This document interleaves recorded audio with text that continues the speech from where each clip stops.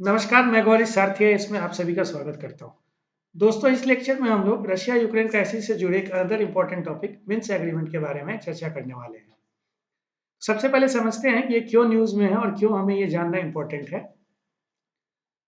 War declare करने से पहले रूस के प्रेसिडेंट व्लादिमीर पुतिन ने 2 दिन पहले ही यूक्रेन के ईस्टर्न मोस्ट रीजन लुहांस्क और डोनेट्स्क, जिसको हम डोनबास रीजन भी कहते हैं, उसको इंडिपेंडेंट रिपब्लिक डिक्लेयर करते हुए कहा था कि that Minsk agreement no longer exist.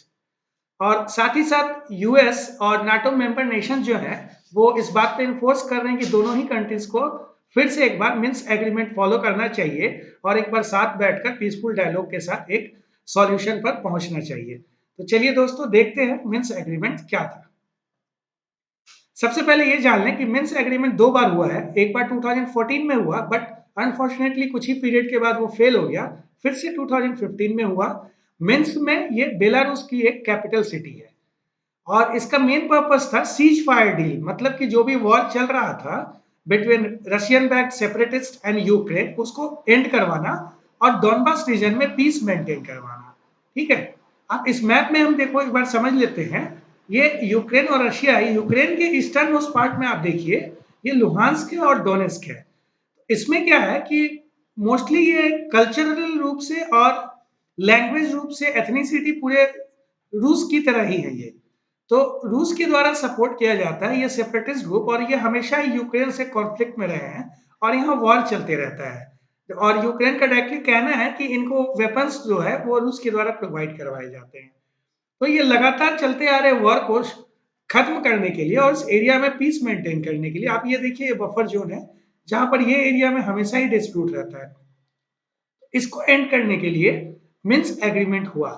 Minsk one जो है 2014 में यूक्रेन और रशियन बैक्ड सेपरेटिस्ट के बीच में हुआ। ध्यान दीजिएगा, इसमें रूस डायरेक्टली पार्टी नहीं था और यहाँ 12 मुद्दों पर डील किया गया, जिसका मेन पर्पस ही था सीज फायर डील, जिसमें प्रिजनर का एक्सचेंजेस, ह्यूमैनिटेरियन हेल्प एंड सबसे मेन था withdrawal of heavy weapons. But ये हो नहीं पाया, दोनों साइड से वायलेशंस हुए और ये एंड हो गया। कुछ पीरियड के बाद फिर वेस्टर्न यूरोपियन नेशंस फ्रांस और जर्मनी के द्वारा मेडिएट किया गया और नॉर्मेंडी जो कि फ्रांस में एक जगह है, वहां पर इनके लीडर्स के बीच डायलॉग हुआ और इन्होंने कहा कि ठीक है, हम फिर से मिन्स्क एग्रीमेंट को सपोर्ट करेंगे। इसीलिए इसे नॉर्मेंडी फॉर्मेट कहते हैं, जहां पर लीडर्स मिले फ्रांस, जर्मनी, रूस और यूक्रेन के। फिर 13 पॉइंट एग्रीमेंट मिन्स्क में वंस अगेन साइन हुआ बिटवीन यूक्रेन, रूस, two pro-Russian separatist regions and OSCE, Organization for Security and Cooperation in Europe। ये यूरोप का बहुत ही सबसे बड़ा ऑर्गेनाइजेशन है जो मेंबर्स के बीच कॉपरेशन का काम करता है। ठीक है, बट अनफॉर्चुनेटली फ्रेंड्स, ये तो जहां बाद में फेल हो गया हम समझेंगे। सबसे पहले इनके 13 पॉइंट्स को देख लेते हैं जो मिन्स्क 2 में हुआ। ब्रीफ में इनकी मेन समरी यही था कि इस एरिया में हमें पीस मेंटेन करना और जो रिबेल ग्रुप्स हैं इनको एक तरह से वहाँ इलेक्शंस करवाना और उनके रिप्रेजेंटेटिव्स को पार्लियामेंट में, गवर्नमेंट में रिप्रेजेंटेशन देना और डिसेंट्रलाइजेशन करवाना। और रेगुलर पीरियड पे ओएससी के द्वारा ये सिचुएशंस मॉनिटर किए जाएंगे।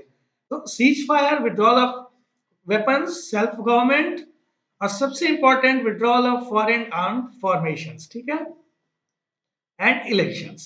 बट फ्रेंड्स, सरप्राइजिंगली ये फिर से फेल हो गया और वॉर स्टिल चलता ही रहा। तो इसके दो मेन रीजंस थे। Number one is that Minsk conundrum, that means different interpretation by different groups. मतलब रूस और यूक्रेन जो थे उनके अपने परसेप्शंस थे ये मिन्स्क एग्रीमेंट साइन करने के। इसे हम आगे देखते हैं। और दूसरा, रूस ने हमेशा ही कहा कि हम एक ऑब्जर्वर की तरह थे, हमारा कोई डायरेक्ट रोल नहीं है और हम पार्टी नहीं है इस एग्रीमेंट के, ना ही कंफ्लिक्ट के। तो सो हम इसके कंडीशंस के द्वारा हम बॉन्ड नहीं होते हैं। ठीक है, और इंटरप्रेशंस की जहां तक बात है तो समझते हैं। देखिए, यूक्रेन के ने क्या सोचा कि हम यहाँ पर जब इलेक्शंस करवाएंगे और डिसेंट्रलाइजेशन होगा तो इससे हम इस एरिया में फिर से कंट्रोल कर सकते हैं, है ना। An instrument to regain control over rebel areas, और यहाँ पर सॉवरेनिटी मेंटेन कर सकते हैं और इनको लिमिटेड डिवोल्यूशन ऑफ पावर्स करेंगे, जिससे हम अपने फॉरेन पॉलिसीज और इंटरनल अफेयर्स को मेंटेन कर सकेंगे और पूरे बॉर्डर तक हमारा कंट्रोल हो जाएगा कंप्लीट, तो हम फिर ज्यादा इफेक्टेड नहीं रह पाएंगे। और कॉन्ट्रारी रूस का क्या थॉट था कि इसके हेल्प से मीन्स एग्रीगेंट का इलेक्शंस होंगे तो वहां के रिबल्स को एक तरह का ऑटोनॉमी और रिप्रेजेंटेशन मिलेगा, जिससे हम यूक्रेनियन सॉवरेनिटी को ब्रेक भी कर सकते हैं और उनके फॉरेन पॉलिसीज को भी इनडायरेक्टली अफेक्ट कर पाएंगे। तो यूक्रेन जो है ना गवर्न कर पाएगा इफेक्टिवली और वेस्ट की तरफ भी नहीं जा पाएगा। और इन दोनों ही अलग अलग परसेप्शन के कारण ही ये आने वाले पीरियड्स में फिर से एक बार फेल हो गया और आज हम वॉर के रूप में देख रहे हैं। तो फ्रेंड्स, मिन्स्क एग्रीमेंट की जहां भी बात है हमें ध्यान रखना है कि दो बार ये हुआ, 2014 एंड 2015 में। मेनली ये जियोपॉलिटिकल टेंशन डॉनबास रीजन में था, उसके पीसफुल सॉल्यूशन के लिए किया गया था। मेन पार्टी जो इन्वॉल्व थे वो यूक्रेन और रशियन सेपरेटिस्ट थे जो उस रीजन में रहते थे, और ये बिकॉज इंटरप्रिटेशंस और परसेप्शन डिफरेंस थे इसलिए ये आने वाले पीरियड में फेल हो गया। तो ये था मिन्स्क एग्रीमेंट और आशा करता हूँ ये इन्फॉर्मेशन आपके बिल्कुल काम आएगी। और किसी भी गाइडेंस के लिए बिल्कुल कॉल करें, मेल करें, आपके सारे डाउट सजेशंस हमेशा ही वेलकम रहेंगे। और इस वीडियो को लाइक और सब्सक्राइब कर दें। Thank you.